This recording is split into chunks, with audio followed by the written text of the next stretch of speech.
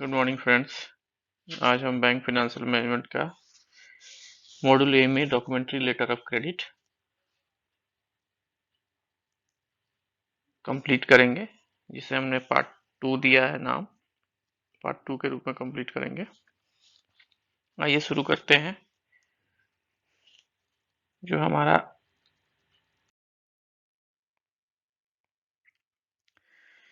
इस चैप्टर में हम लोग देखेंगे डॉक्यूमेंट अंडर एलसी। डॉक्यूमेंट क्या क्या रिक्वायर्ड है, इसकी scrutiny, crystallization, follow up for bills under the LC and safeguard for the banks. ठीक है, सबसे पहला है document under LC and scrutiny of document.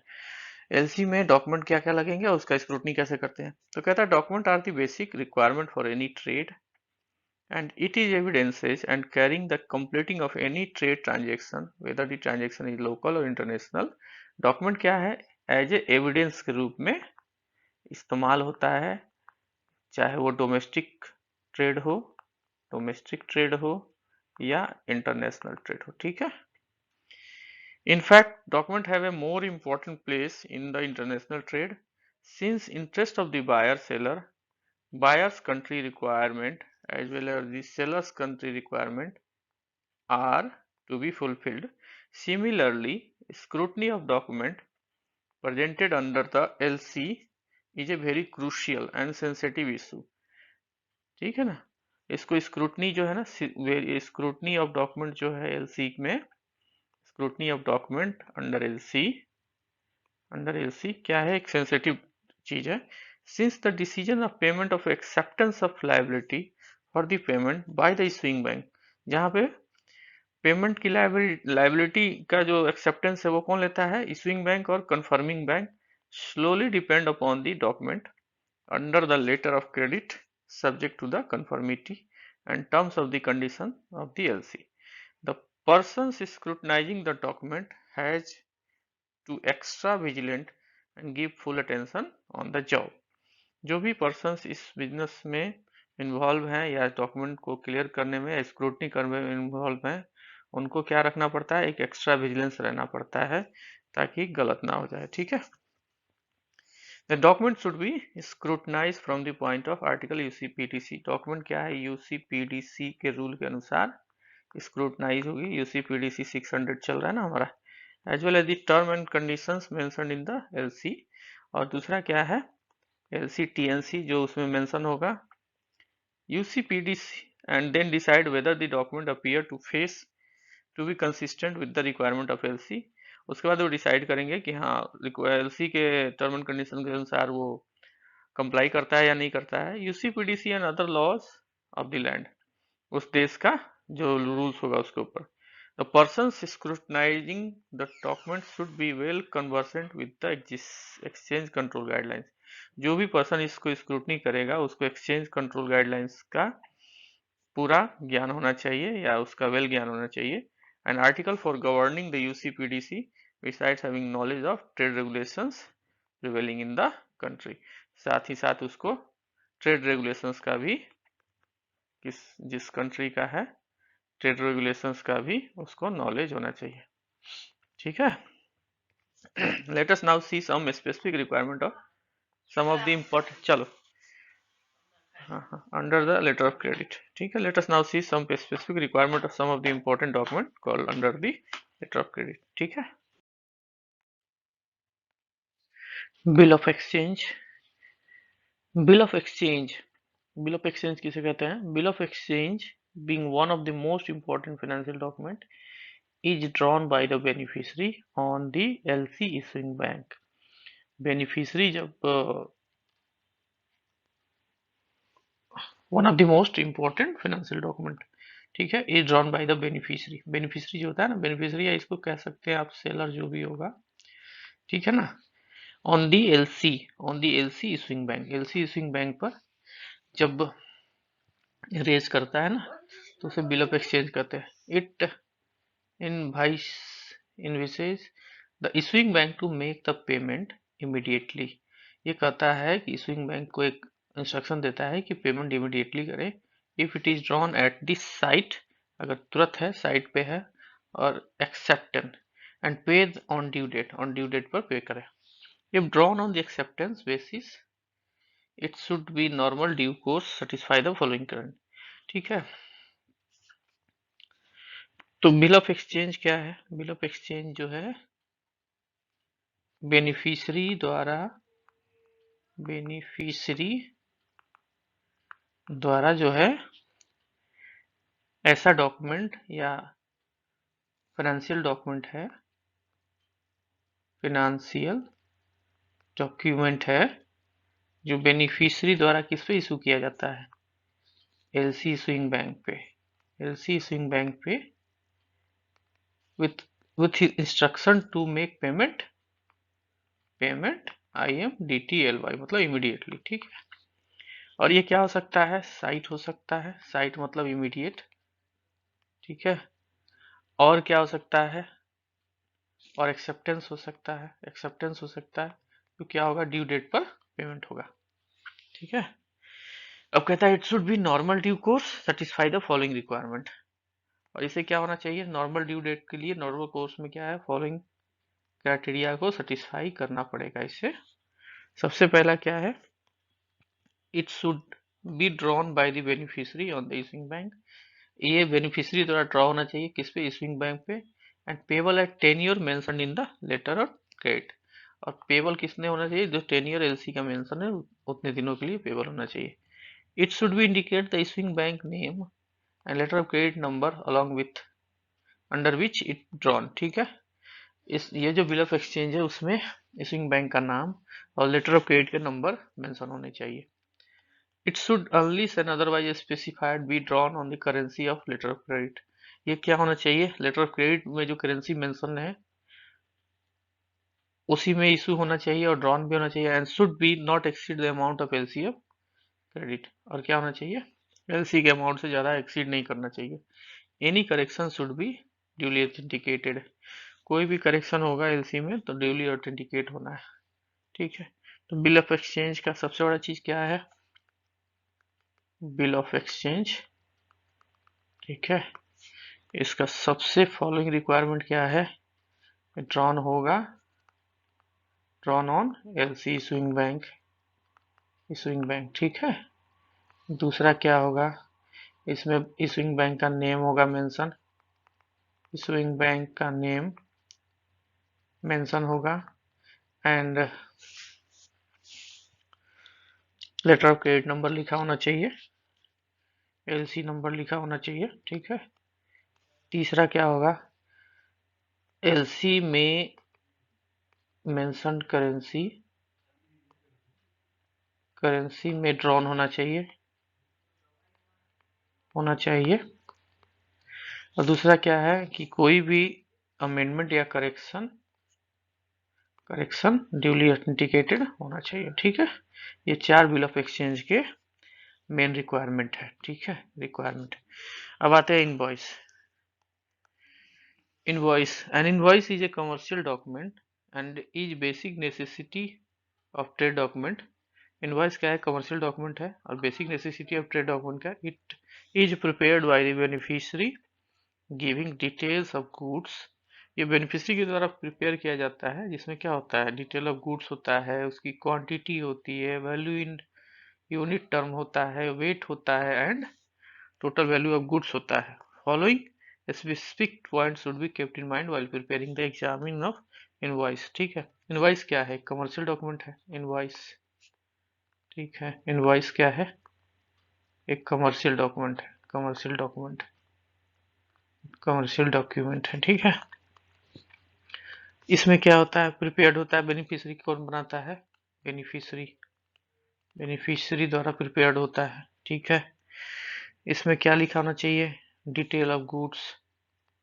Details of goods. ठीक है, वेट होना चाहिए उसका, क्वांटिटी। ठीक है, वैल्यू होना चाहिए, वैल्यू इन यूनिट्स। ठीक है, एंड वैल्यू ऑफ गुड्स, ये चार चीजें मेंशन होनी चाहिए। अब कहता है while preparing or examining the invoice it should be made out by the seller beneficiary as stipulated in the letter of credit। ये क्या है? सेलर या बेनिफिशियरी के द्वारा प्रिपेयर होना चाहिए, ठीक है, invoice.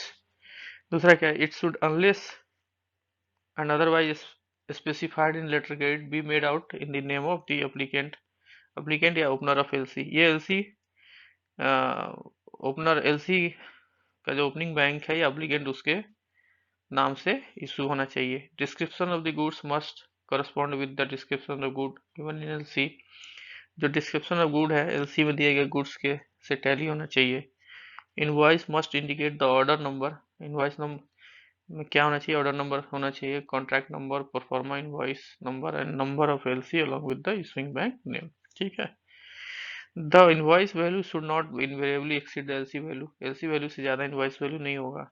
Invoice value should not be invariably exceed LC value, ठीक है। The terms of the sale contract such as FOB, C and F, CIF should be indicated in the invoice. Other particulars like bill of lading numbers, shipping marks, imports, license, if any, gross weight, net weight, packing details, etc should also be mentioned in the invoice में mention होना चाहिए। अब ये एक चीज दिया है यहाँ पे, फॉरेन ट्रांजेक्शन्स जो होते हैं या फॉरेन ट्रांसपोर्टेशन जो होता है गुड्स का, जो जब भी वो वाटरवे के थ्रू होता है तो इसमें कुछ कुछ चीजें जो है ना मेंशन होती है। एफओबी, इसको बोलते हैं फ्रेट ऑन बोर्ड। फ्रेट यानी कि जहाज तक पहुंचा देना, माल ला देना, ठीक है। कैरेज एंड फ्रेट, ठीक है, carriage and freight, C and F का carriage and freight, carriage and freight, ठीक है। और एक होता है C I F, cost, insurance and freight, insurance and freight. इतनी चीजें क्या है, ये वाटरवे के थ्रू जब गुड्स ट्रांसपोर्ट होता है तो ये सब काम आती हैं। If invoice is issued for amount of excess to the account permitted in the letter of credit when not specifically prohibited by the terms of LC as per the article 18B of UC PDC, the drawing should be not exceeded the amount mentioned in the LC. LC में जो amount mention है उससे ज्यादा invoice की amount नहीं हो सकती, ठीक है। अब आता है next, bill of lading. Bill of lading क्या है, लदान का बिल। बिल ऑफ लैडिंग मतलब तो सामान लादने के बाद जो बिल जनरेट होता है ना शिप पे या उस पे, तो उसे ही बिल ऑफ लैडिंग कहते हैं, ठीक है। Bill of lading. Bill of lading is a transport document evidencing movement of goods from the port of acceptance to the port of destination. Bill of lading क्या है, ये क्या है, एविडेंस है। एविडेंस है किसका, मूवमेंट ऑफ गुड्स का, movement of goods का। गुड्स का कहाँ से, सेलर की कंट्री से बायर की कंट्री तक, ठीक है।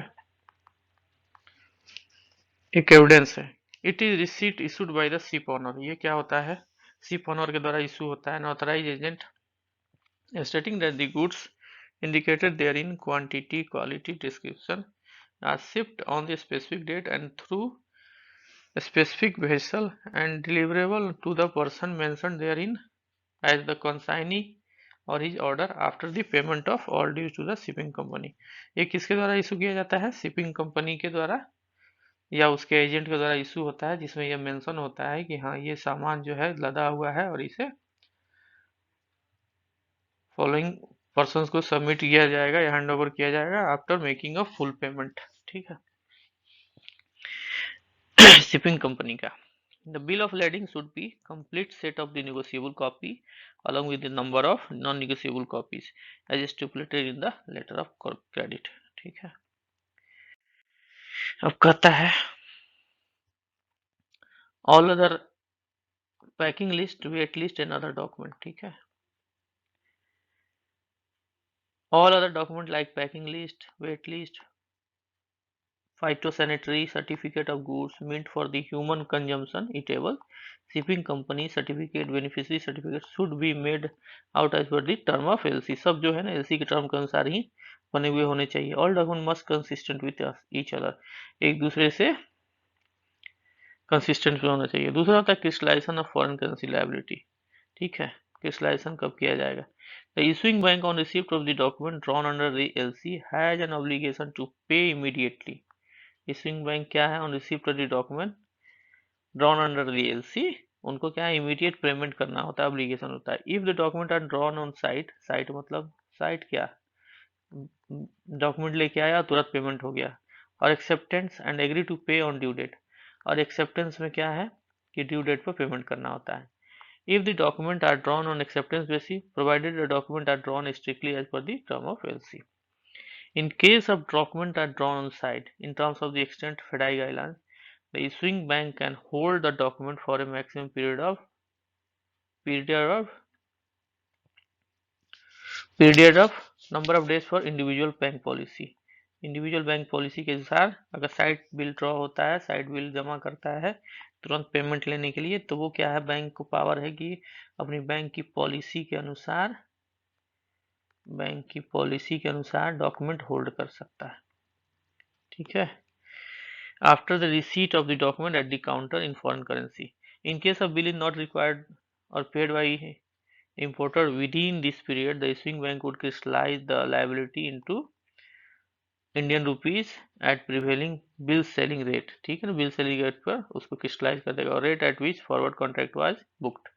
The crystallization can be effected earlier than the stipulated day with the specific written request from the importer oblique applicant. In case of usance bill, usance क्या होता है? जो फ्यूचर में पेमेंट होने वाले बिल होते हैं तो उसे ही उसांस बिल कहते हैं। Usance bill, the foreign currency liability made to be crystallize into Indian rupees on due date पे ही उसांस बिल में क्रिस्टलाइज होगा। Follow bill under LC, follow bill क्या है? As per the exchange guidelines, the foreign currency liability import bill drawn under the LC is crystallized into Indian rupees on a stipulated day as per the individual bank policy after receipt of the document at the counters of the issuing bank. In case of site bills on due date, the case of usance bill, in case of the importer has sanctioned import loan facility. Import loan facility अगर importer को sanction हुआ है, the rupee liability is debited to the loan account. If not, the issuing bank is required to follow up the importer for payment of the bill amount as being done in the case of other outstanding and overdue advances. It is not necessary that importer shall retire the bill on due date for crystallization. इसमें क्या है? import bank को जो है ना, या जो dealer है उसको नेसेसरी नहीं है कि जो बिल को क्रिस्टलाइज करे। ठीक है।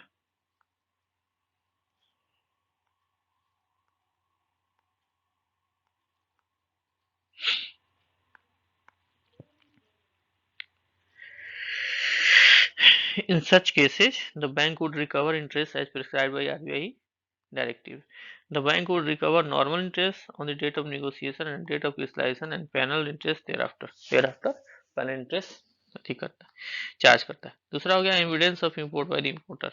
Authorised dealer while opening LC for their importer clients or effecting payment for the imports shall take an undertaking from the importer that they shall submit exchange control copy of bill of entry within the prescribed period. ठीक है।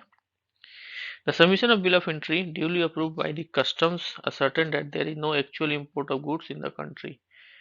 Authorized dealer or non-respect of the bill of entry within 6 months from the date of payment shall follow up the importer. अगर 6 month के अंदर वो bill submit नहीं करता है या एविडेंस सबमिट नहीं करता है तो इशूइंग बैंक को क्या करना है?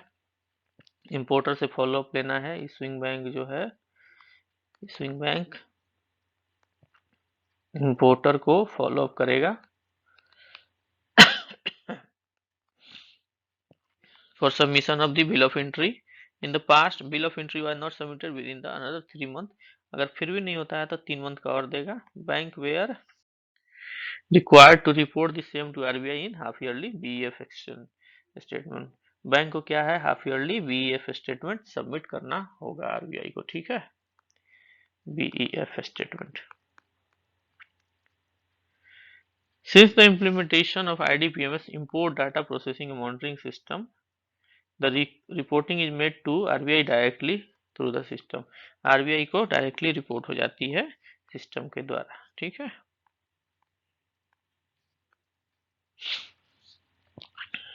Safeguard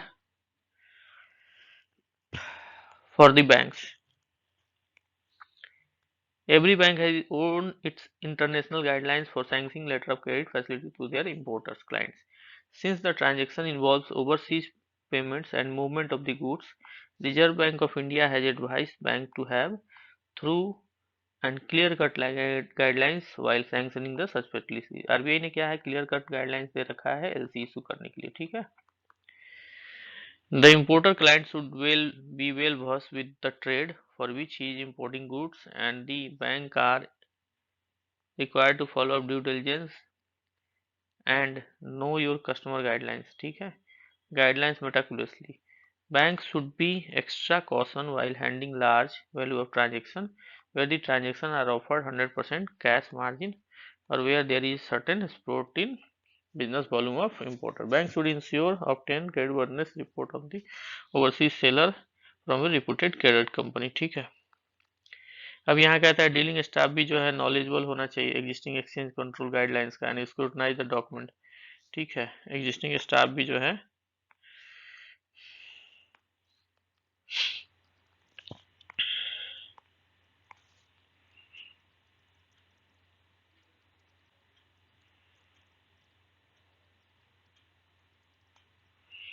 sanctioning usance LC facility, ठीक है ना।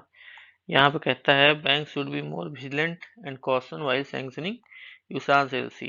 The facility should be sanctioned for a reputed and well known clients, ठीक है। यूसांस एलसी क्या है, रेपुटेड कस्टमर को ही इशू किया जाना चाहिए। Proper follow up, bank should make proper follow up bill not retired and rupee liabilities outstanding, ठीक है। Risk relating to the letter of credit transaction. अब लेटर ऑफ क्रेडिट ट्रांजेक्शन में कौन कौन सा रिस्क इन्वॉल्व है, ठीक है।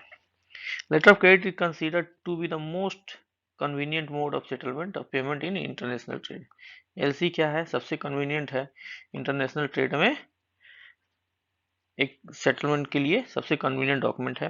The mode secure the payment of the beneficiary seller as the payment is received from the negotiating of payment paying bank on trending the document evidencing shipment of goods and other document called under the LC. While the opener a buyer is secured as the payment will be made only after shipment and receipt of document, ठीक है, confirming the terms of condition of the letter of credit. However, like every other transaction, this is made in international trade has certain inherent risk. Risk है ना, risk तो रहेगा ही ना। The risk involve most are rejection of document. इसमें risk क्या है, rejection of document हो सकता है, रिजेक्शन ऑफ डॉक्यूमेंट हो सकता है due to discrepancy, law of land ruling over the UCPDC, embargoes, currency restrictions. There have been instances where the payment under the letter of credit were stopped even after acceptance of document by the bank through stay orders from the court of law. Non-acceptance of the document till arrival of the goods, raising disputes or goods even after accepting the document and taking possession of the goods, taking the matter of court. Such instances have raised question to। ये तो simple सी एक कहानी है पूरी, छोड़िए इसको, आइए next देखते हैं। रिस्क है, रिस्क तो है ही ना, ठीक है।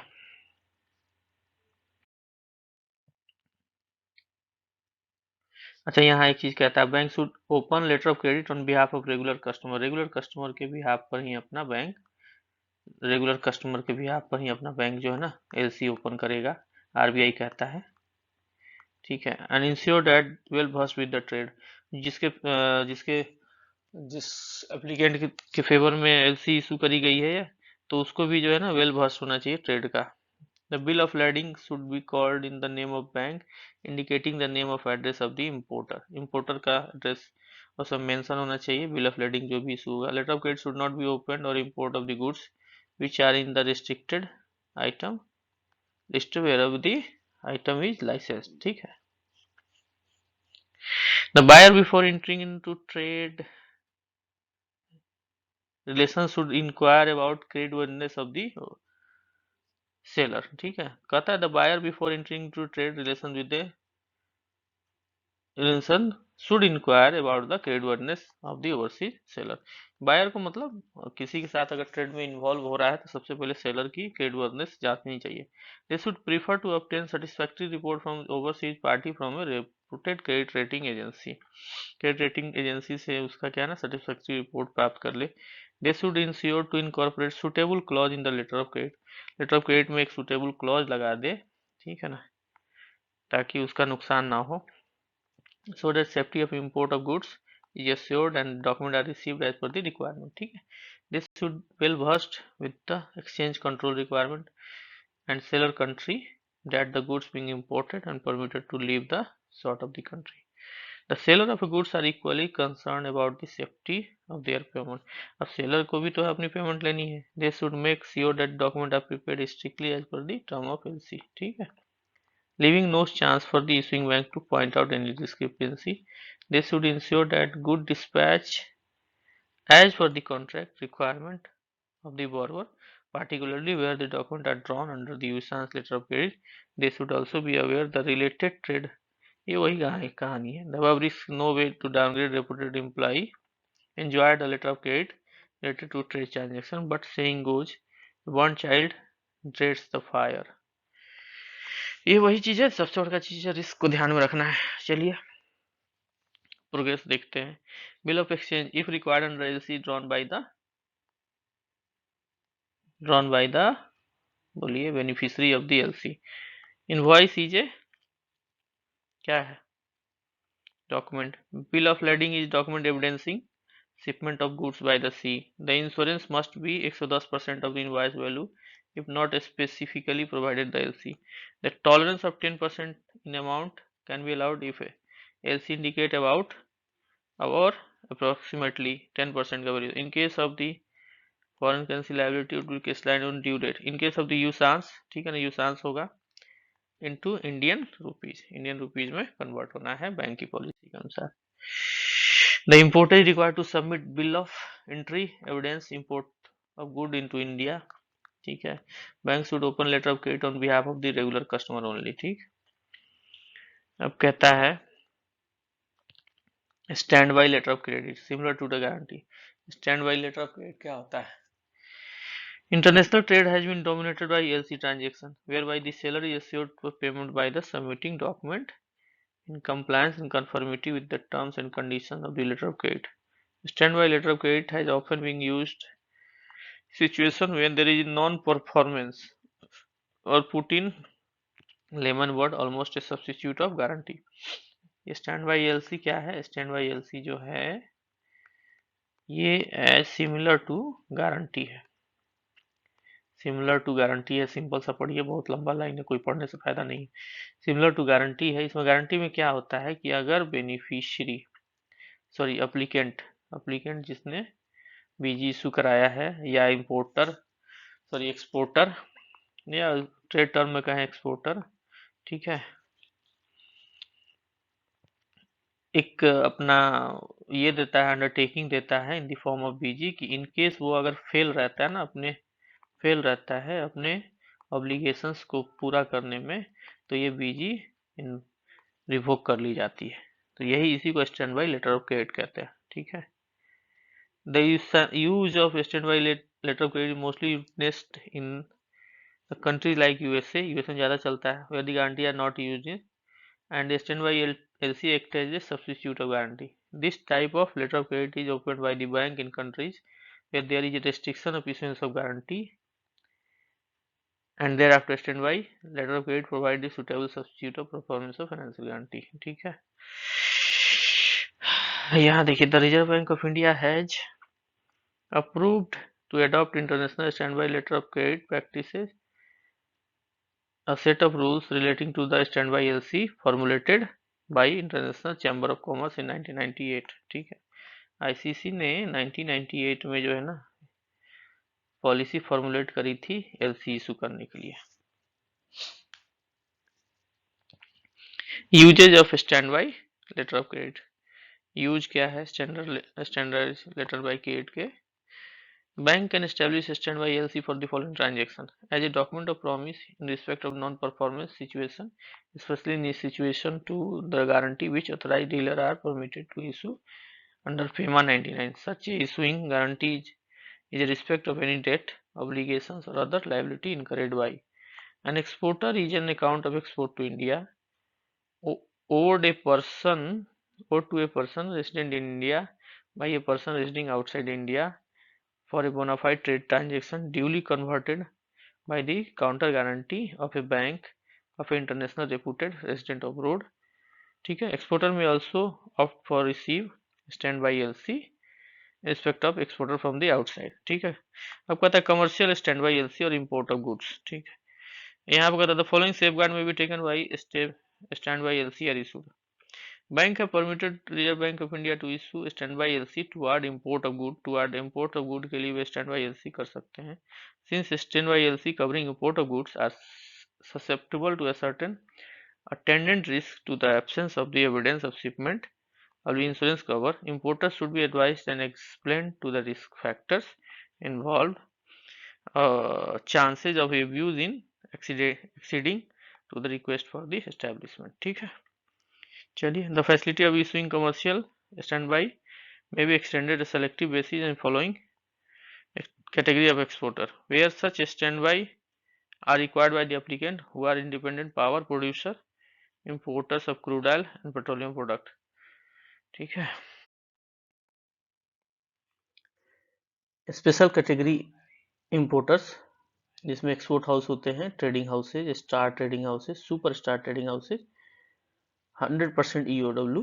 ठीक है, नेक्स्ट है आपका public sector unit, public limited companies with a good track record. ठीक है, सेकंड जो है satisfactory credit report on the overseas supplier should be obtained by the issuing bank prior to issuing the standby LC. Standby LC जो issue करना है, ठीक है ना, तो इसके लिए क्या सेटिस्फैक्ट्री क्रेडिट रिपोर्ट चाहिए ओवरसीज सप्लायर के लिए. ठीक है, तीसरा कहता है invocation of the commercial standby LC by the beneficiary should be supported by the paper evidence.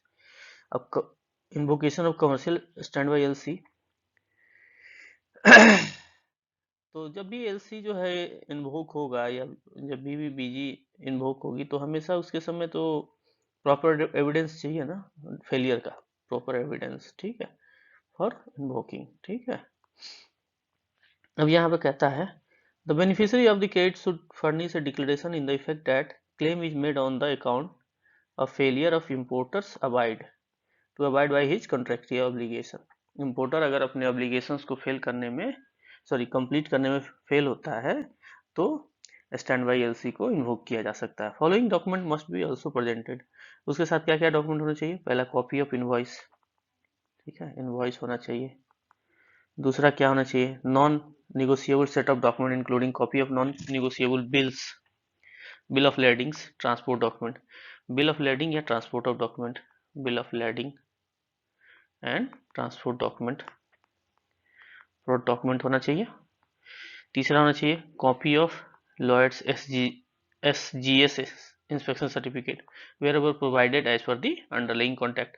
क्या होना चाहिए? तीसरा SGS सर्टिफिकेट होना चाहिए या LOYDS होना चाहिए. चौथा क्या होगा? Incorporation of suitable clauses in to the effect that in the event of such invoice a shipping document has been paid by the authorized dealer earlier, provision to the dishonour of claim quoting that manner in of earlier payment such a document may be considered. ठीक है, कहता है incorporation of suitable clause incorporate होना चाहिए to the effect that in the event of such invoice shipping document has been paid by the authorized dealer. अगर उसने payment कर दिया है तो provision to dishonour of the claim quoting to the date mention earlier payment of such document में भी consider किया जा सकता है. ठीक है, the applicant of the commercial standby Indian importer के बारे में कहता है shall undertake to provide evidence of import का एविडेंस प्रोवाइड करेगा. ठीक है, respect of the all payment made under the stand by LC bill of entry. ठीक है, इंडियन एक्सपोर्टर को दोस्त थोड़ा सा सर्दी हो गई. इंडियन एक्सपोर्टर को स्टैंड बाई एलसी के लिए सपोर्टिंग डॉक्यूमेंट देना होगा. ठीक है, अंडरटेकिंग भी.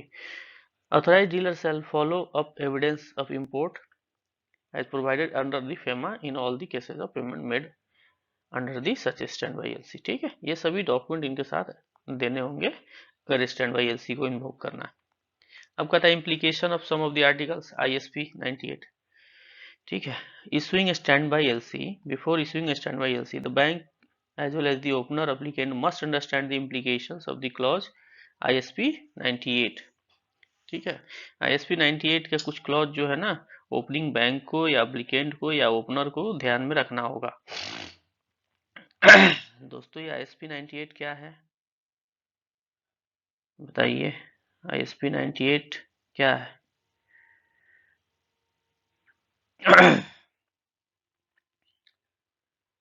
इंटरनेशनल स्टैंड बाई प्रैक्टिस, इसको क्या बोलते हैं ISP 98 को?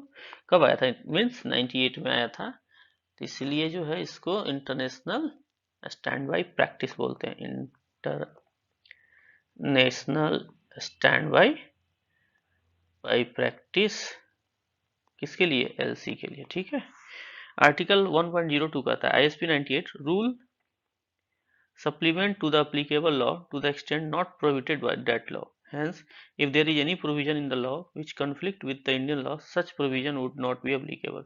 अगर ये है कि इंडियन लॉ के से कंफ्लिक्ट करता है तो वो लागू नहीं होगा।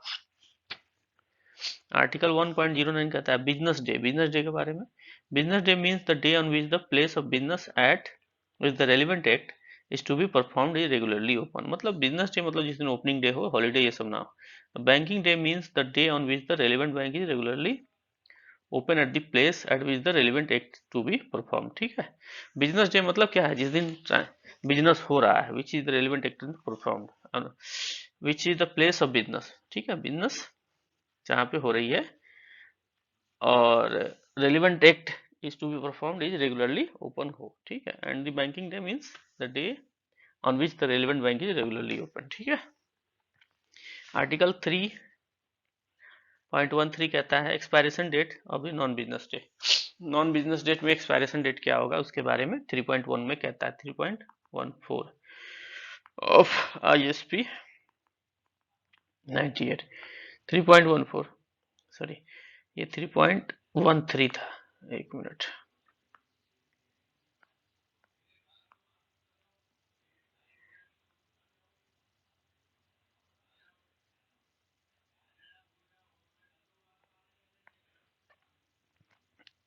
3.14 में कहता है closure of business day and authorization of another reasonable place for presentation. Authorization of another place of for presentation, अगर कोई बिजनेस डे में कोई क्लोजर है। Article 5.1 timely notice of the dishonour. Notice का टाइमली डिजोनर का timely notice देना। The article provide the timely notice of the dishonour as per the provision content. ये article 5.01 में है। Article 10 and 10.02 relating to the syndication of participation under the standby LC। Syndication of participation. ठीक है, ये किसमें है? 10 and 10.2 में। ठीक है, अब uniform rule to bank reimbursement, URR बोलते हैं, UR uniform rule for bank to bank, uniform rule for bank to bank reimbursement। Bank while issuing letter of credit incorporating a clause authorizing the negotiating bank के लिए एक clause लगाते हैं to claim the reimbursement of the value of the document negotiated। ठीक है ना, जो document की वैल्यू है उस अगर निगोशिएट की गई है तो उसका क्लेम कर सकते हैं। उसके लिए एक लेटर ऑफ क्रेडिट में क्या करते हैं? क्लॉज डालते हैं। The International Chamber of Commerce has brought up the uniform rules for bank to bank reimbursement. ICC ने क्या किया? इंटरनेशनल चैम्बर ऑफ कॉमर्स क्या है, एक यूनिफॉर्म रूल लेके आया for reimbursement of negotiating documents set out of the ICC publication 725। ये कहाँ पे आया? 725 में आया। ठीक है, the responsibility of issuing bank, claiming bank, reimbursing bank and other related party as incorporated in the letter of credit has been specified in these rules। इसमें क्या क्या किया गया? जितने लोग थे ना उनकी सबकी रूल्स जो है ना या उनकी ड्यूटियां जो है एक डिवाइड कर दी गई या बता दी गई। ठीक है, सबसे पहले कहता है जनरल प्रोविजन और definition. General provision and definition क्या होगा इसका? Application of URR. ठीक है, ये कहाँ पे अप्लाई होगा? Following standard clause should be incorporated in the reimbursement authorization by the issuing bank that it sent to the reimbursing bank to bind all the party concerned। ये क्या कहता है? ये फॉलोइंग स्टैंडर्ड क्लॉज जो है ना incorporate होना चाहिए एलसी में। पहला, this reimbursement authorization is subject to the uniform rule of the bank to bank reimbursement drawn under the documentary credit ICC publication 725।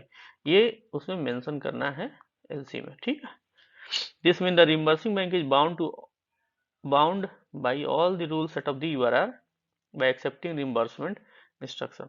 मतलब क्या है कि अगर रिइंबर्समेंट बैंक है ना, रिइंबर्सिंग बैंक जो होगा, रिइंबर्सिंग बैंक वो क्या है कि अगर ये लिख दिया गया कि यूआरआर 725 के अनुसार बाउंड है रिइंबर्सिंग बैंक, तो उसको सारे रूल्स जो है ना 725 के फॉलो करने होंगे। नॉट पार्टी टू इट, और इसका party however not a party to it, the arrangement for reimbursement is slowly between the issuing bank and reimbursing bank. ठीक है, इसमें तो पार्टी है नहीं, बट रिइंबर्सिंग में रिइंबर्स करके इशूइंग बैंक से क्लेम कर लेगा। डिफिनीशन आता है, issuing bank the bank that has issued the letter of credit. ठीक है, प्रोवाइडेड रिइंबर्समेंट ऑथराइजेशन। रिइंबर्सिंग क्या होगा? The bank having accepted the reimbursement authorization instruction from the issuing bank provided reimbursement.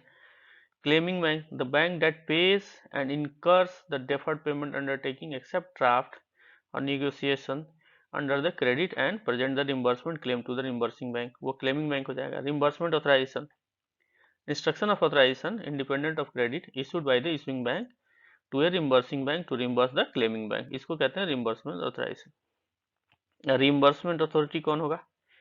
The reimbursement bank is no way concern or bound by any provision incorporated in letter of credit even if any reference has been made in the reimbursement authorization। ठीक है, or any terms and condition of the letter of credit। The reimbursement authorization is totally a separate transaction from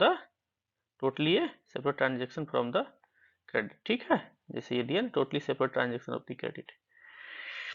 अब liability क्या होगी? Liability and responsibility कहता है the issuing bank is responsible for providing information required reimbursing bank under the rule. क्या है issuing bank क्या responsible है? Information provide करने के लिए किसको? रिइंबर्सिंग बैंक को under this rules. The issuing bank must not request to certificate of compliance to be submitted by the claiming bank to the reimbursing bank. The issuing bank क्या कहता है? इसको ये रिक्वेस्ट नहीं कर सकता कि सर्टिफिकेट ऑफ कंप्लायंस देने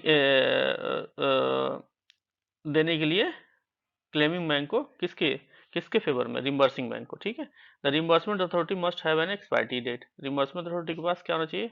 एक एक्सपायरी डेट मस्ट होना चाहिए।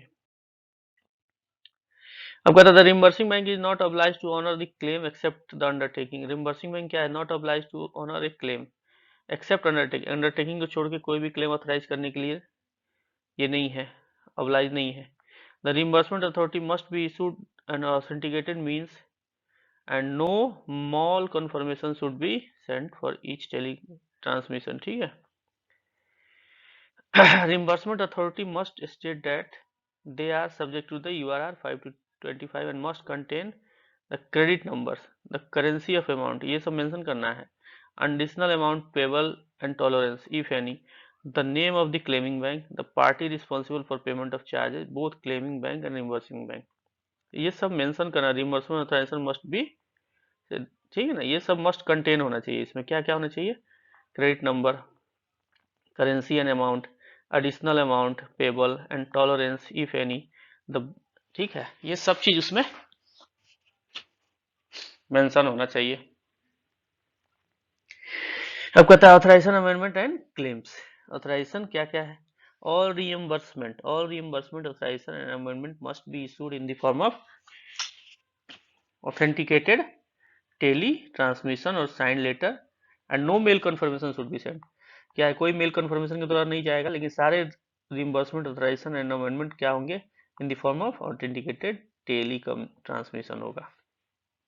All authorization and amendment issued must be complete and precise. क्या होना चाहिए? कंप्लीट और प्रिसाइज समरी बना हुआ होना चाहिए। The reimbursing bank has every right to accept or reject any amendment. ठीक है, रिइंबर्सिंग बैंक के पास सारे राइट होते हैं किसी भी अमेंडमेंट को एक्सेप्ट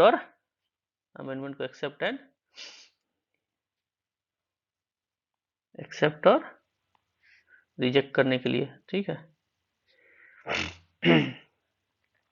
अब आता है the reimbursing bank has every right to accept or reject any amendment, हो गया, ठीक है।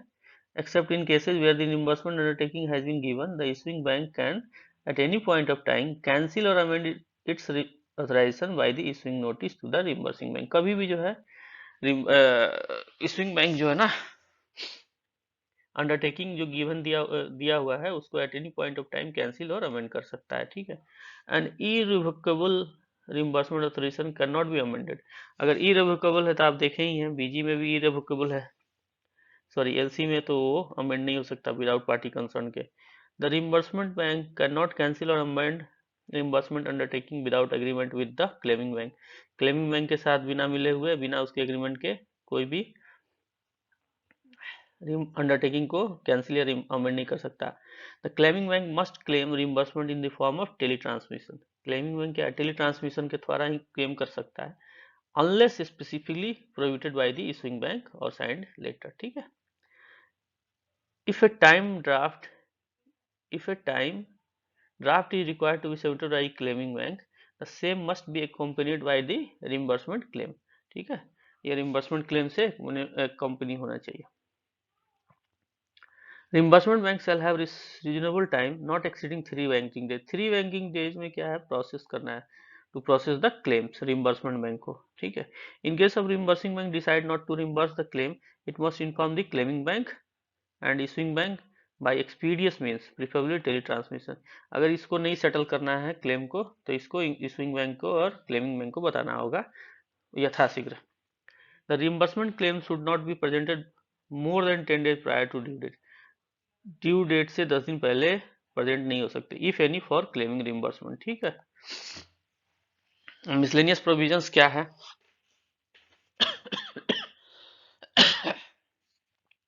Sorry friends. All claims for loss of the interest, loss of value due to any exchange rate fluctuation, or claim of any charges or any other loss resulting due to the non-fulfillment of obligation by the reimbursing bank should be settled between the claiming and reimbursing bank। ये किसके बीच में होगा? Claiming और रिम्बर्सिंग बीच के bank के बीच में ही होगा। ऑल द क्लेम्स, जितने भी क्लेम्स है किसके किसके, लॉस ऑफ इंटरेस्ट के, ठीक है, लॉस ऑफ वैल्यू के, ड्यू फॉर एनी एक्सचेंज से fluctuation, claim of any charges, ये सब किसके किसके होंगे? इशूइंग सॉरी क्लेमिंग बैंक और रिम्बर्समेंट बैंक के बीच में होगा, ठीक है। द रिम्बर्समेंट बैंक की charge should normally be for account of the issuing bank. In case the charges are to the account of third party, information should be provided by the issuing bank in the letter of credit and reimbursement authorization, ठीक है। अब क्या कहता है, the issuing bank shall be bound by and should indemnify reimbursing bank. Issuing bank जो है ना, indemnify करना होगा reimbursing bank that all the obligation and responsibility imposed by foreign law and usages, ठीक है। उसको एक इंडेमनिफाई करना होगा रिम्बर्सिंग बैंक को कि कोई भी रूल्स एंड रेगुलेशन लागू होगा तो उसके लिए इशूइंग बैंक रिस्पांसिबल होगा। The reimbursing bank assume no responsibility for the consequences arising due to delay और loss in transit of any message, ठीक है। रिम्बर्सिंग बैंक इस सब के लिए रिस्पॉन्सिबल नहीं होता है। Interpretation of their business of the act of God, riot, commotions, insurrections, ठीक है, wars, any other cause beyond their control by strike or lockout, ठीक है, इसके लिए रिस्पॉन्सिबल नहीं है रिम्बर्सिंग बैंक। अब यहाँ पे एक चीज कहता है, international standard banking practice ISBP 745, ठीक है, इंटरनेशनल स्टैंडर्ड बैंकिंग प्रैक्टिसेस, ठीक है। The SPP full title international standard banking practices and examination of document under the documentary credit is an ICC publication which provide important guidance regarding the examination of document। ये क्या करता है, examination of document के लिए एक specific guidelines provide करता है, presented at against letter of credit, it is important to note that the ISBP cannot in any way change the UCP 600 rules. इसमें UCP 600 rules का कोई change या violation नहीं होता है, ठीक है. But it nonetheless a valuable companion guide to UCP, ठीक है. ISB was initially approved by the ICC in 2003. सबसे पहले ISBP जो है ये आया था 2002 में, and the first version acted as a companion guide to the Uniform Custom and Practice 500, which were current rules that governed letter of credit at that time. When the rules were revised to ECP 600 in the July 2007, the ISBP was duly updated by the ICC publication number 681, thus aligning the ISBP with the newly updated USP. A fully reviewed version of the ISBP ICC publication 745 ये है सबसे, was published in 2013, सब fully revised version है. This entitled a substantial update to the former version and include number of both new and rewarded interpretations as well as some significant additions resulting from the various official opinions, ठीक है, published by the ICC. ISBP has as some significant addition हो गया and therefore become an absolutely essential publication for the one of who involved in letter credit. Letter of credit का जो भी party इसमें involve है उसके लिए ISBP जो है ना एक मैंडेटरी इसेंशियल पब्लिकेशन है, एब्सोल्यूट है. तो objective ISBP is given below. ISBP का ऑब्जेक्टिव क्या है? ISBP का जो ऑब्जेक्टिव है वो क्या है? ISBP का जो ऑब्जेक्टिव है, ठीक है, वो क्या है? To encourage a uniform practice worldwide to reduce the number of credit rejected by the bank, ठीक है, owing to the discrepancy. इस मतलब जो रिजेक्शन होते हैं ना बैंक के द्वारा उसको कम करना ISBP 745 का उद्देश्य है. The ISBP provide practices that should be applied by the documentary credit public practitioner helping to reduce discrepant document. ये क्या है discrepant document नहीं हो, इसके लिए क्या करता है? प्रैक्टिशनर के लिए एक गाइडलाइंस प्रोवाइड करता है, ठीक है. अब आते हैं देखते हैं चेक योर प्रोग्रेस. ये डी नंबर है. इसमें आता है stand by letter of credit or substitute of BG. BG का ही सब्सिट्यूट तो है, अमेरिका में बीजी नहीं इशू होती है इसलिए stand by letter of credit issue होती है. Stand by LC are issued by the bank as a document of promise in respect of non performers, ठीक है. Uniform rules framed by the ICC for bank to bank reimbursement are set out in the ICC publication URR 725. The reimbursing bank is no way concerned for bound by the provision incorporated in the LC, ठीक है. The reimbursement authority must not have the expiry date. Reimbursement claim must not be presented beyond 10 days. 10 दिन से पहले नहीं होना चाहिए. The reimbursement bank charge normally on account of issuing bank. किसके account पे चार्ज करता है? किसके बिहाफ पे? इशूइंग बैंक के, ठीक है. अब कुछ इनको टर्म्स हैं, इनकम टर्म्स देखते हैं हम लोग, ठीक है. उसके बाद शायद केस स्टडी है. तो इनकम टर्म्स क्या है? इसमें हमारा जो फॉरेन बिजनेस होता है या फॉरेक्स ट्रेड होता है या फॉरेन ट्रांजेक्शन्स होते हैं उसमें कुछ इनकम टर्म्स है. फॉरेन ट्रेड के केस में parties to connect are often not aware for different trade of practices and they are in their respective country which can be cause misunderstanding resulting in unnecessary disputes. As such, ICC published a set of international rules for the interpretation of trade terms known as Incoterm. इसको क्या कहा? Incoterms बोला गया. The ICC publication on Incoterm has been updated several times and was latest version Incoterms क्या है? 2010 सबसे latest Incoterms. The full form of Incoterms is International Commercial Terms. इसका full form क्या है? International Commercial Terms, ठीक है. Income terms apply to contract on sale but not contract of carriage. They deal only with the relationship between the seller and the buyer. This can be broadly classified into 4 categories. Some of the Incoterms are, अब देखिए यहाँ पे क्या है, पहला जो है departure place पे x work, x work named place, x work मतलब जामनगर, मतलब एक्स वर्क पुणे, ठीक है, और x work Pune, x work हो गया कि मतलब जहाँ मैन्युफैक्चरर है ना, तो वहां पे जहाँ पे प्रोडक्शन हो रहा है ना वहां पे, और उसके गोदाम तक जो सामान है ना, तो वो एक्स वर्क हो गया, ठीक है। उसके बाद आता है मेन कैरेज पेड, ठीक है, इसमें कौन कौन से आता है, C F R cost freight and cost and freight, named a port destination. Cost and freight क्या है, जैसे सी एफ आर लिख दिया, जेएनपीटी लिख दिया, Jawaharlal Nehru port trust, C F R Chennai लिख दिया, तो कॉस्ट एंड फ्रेट, इसमें क्या होगा, माल ढुलाई में कॉस्ट और फ्रेट शामिल होगा, ठीक है। C I F cost insurance and freight होगा, named a port destination, C I F मतलब उसको ये सारी चीजें लगानी पड़ेंगी। सीपीटी कॉस्ट पेड टू मतलब जहां कहाँ ले आके पहुंचाना है उसको, ठीक है, दुबई तक पहुंचाना है। CIF carriage and insurance paid to, named place of destination CIP Dubai, ठीक है, तो इसको carriage insurance and paid to बोलते हैं, सीआईपी। तो हमारा सबसे पहला क्या होगा, डिपार्चर के प्लेस पे हमारा हो गया एक्स वर्क, ठीक है, एक्स वर्क।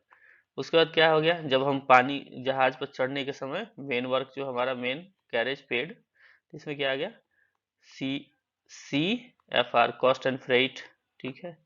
उसके बाद आ गया C I F cost insurance and freight. उसके बाद क्या आ गया, C P T cost paid to. उसके बाद आ गया C I P cost insurance paid to. अब मेन कैरेज अनपेड जो रह गया, ठीक है। अब ये तो हो गया जहाज पे चढ़ गया, अब जहाज पे चढ़ने के बाद जो क्या गाड़ी चल गई, चलने के बाद फिर ये अगले पोर्ट पे पहुंच गई, ठीक है। तो मेन कैरेज अनपेड है कहाँ पे, फ्री कैरियर एफसीए मुंबई, ठीक है। फ्री अलोंग साइड शिप, ये क्या करता है, साइड में ले जाकर खड़ा कर देगा, named port of shipment FS Mumbai port. Free on board, board पे चढ़ा देगा, ठीक है। अराइवल पर तब क्या है, जब पहुंच गया कहीं पे, तो डीएटी डिलीवर एट टर्मिनल, ठीक है, टर्मिनल पोर्ट डेस्टिनेशन और place of destination that Sharjah. DAP delivered at place, place पे पहुंचा देगा। डिलीवर ड्यूटी पेड, पूरा पहुंचा के तो पैसा ले लेगा, तो वो हो गया deliver duty paid.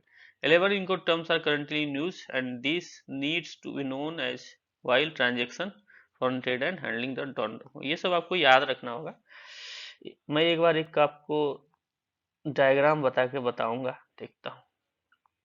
C F R, C I F, C P T, C I P, F C A, F A S free long ship. उसके बाद हो गया एफ ओ बी, फिर इसके बाद आ गया D A T duty, delivered at terminal, deliver along at place, और डिलीवर ड्यूटी पेड, ठीक है।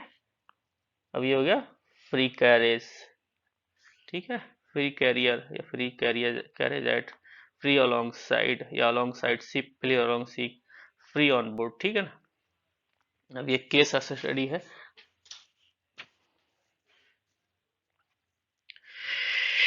क्या कहता है केस स्टडी में सेपरेट फ्रेंड्स बताऊंगा।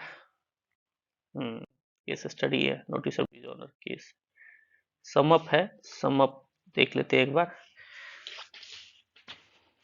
With the growing cross border trade, the volume of the international trade under the LC has been increase manifold, ठीक है। The growth has been possible due to the UCPDC guidelines. अब कहता है importers and eliminating the chances of dispute between the parties, किसके कारण chance कम हो गया dispute का, यूसीपीडीसी, ठीक है। The responsibility and the right bestowed upon the party to LC and transition safer and provide comfort to all concerned, ठीक है। although the most commonly used LC irrevocable, LC जो है ना ज्यादातर irrevocable इशू होता है, मैंने सुबह सबसे पहले भी कहा था। the various type of detail are also in the value consider the name of transaction and the need of the parties, ठीक है, पार्टी की नीड के अनुसार और भी LC के टाइप्स अवेलेबल। चलिए कीवर्ड्स में एडवाइजिंग बैंक कौन सा हो गया, advising bank the bank through which the issuing bank arranges to advise the letter of credit, ठीक है ना। ये कहाँ पे होगा एडवाइजिंग बैंक, सेलर की कंट्री में।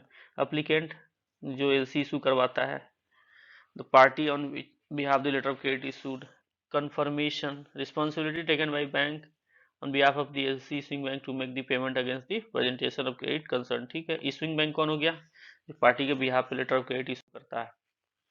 लेटर ऑफ क्रेडिट क्या हो गया, a mode of payment in international trade where LC issuing bank on behalf of the applicant undertake to make payment to the bank having negotiated the document on presentation of document as per the terms of letter of credit। Back to back LC क्या है, कोई भी LC जो है ना किसी another LC के behalf पे इशू की जाती है या बैकिंग पे इशू की जाती है तो उसे बैक टू बैक एलसी कहते हैं। ठीक है, बिल ऑफ एक्सचेंज क्या है, the document drawn by supplier creditor on the buyer और एलसी ओपनर। ठीक है, बिल ऑफ लेडिंग क्या है, लदान का document, the transport document. Crystallisation क्या है, conversion of foreign currency bill into home currency liability. Stand by letter of credit क्या है, LC issued on leave of the guarantee as a document of promise to respect the non performance. ठीक है, ये हमारा keywords हो गए। ठीक है, या सम अप हो गया। इसके बाद फ्रेंड्स ये सब टर्मिनल क्वेश्चंस हैं, आप देखिएगा। इसी के साथ आपका बहुत बहुत धन्यवाद, थैंक यू। ठीक है फ्रेंड्स, अगर आपको हमारा चैनल अच्छा लग रहा है तो इसे लाइक करिए, शेयर करिए, सब्सक्राइब करिए। अगर कुछ एरर आ रहा है तो कमेंट भी डालिए। ठीक है, अपना नोटिफिकेशन और बेल आइकन भी ऑन कर लीजिए। तब तक के लिए पुनः एक बार धन्यवाद। और लास्ट में मैं आपको फिर से बताना चाहूँ कि इसके न्यूमेरिकल्स का जो है ना, मैं एक अलग से वीडियो बनाऊंगा। न्यूमेरिकल्स का सेपरेट वीडियो होगा, सेपरेट वीडियो। ठीक है, जब ये चैप्टर पूरी कंप्लीट हो जाएगी ना बॉस, ये सारे फ्रेंड्स जो हमारी मैं इसकी बीएफएम की जो हमारा बुक है वो जो मैं कंप्लीट कर दूंगा, देयर आफ्टर मैं न्यूमेरिकल्स प्लस एमसीक्यूज ये भी आपको अपलोड करूंगा। मैं देखता हूं अगर बीच में हमारा एमसीक्यूज भी मिलता है तो मैं अपलोड करता जाऊंगा, न्यूमेरिकल्स भी ऐड कुछ कुछ धीरे धीरे मैं आपको कराता हुआ जाऊंगा। तब तक के लिए बहुत बहुत धन्यवाद।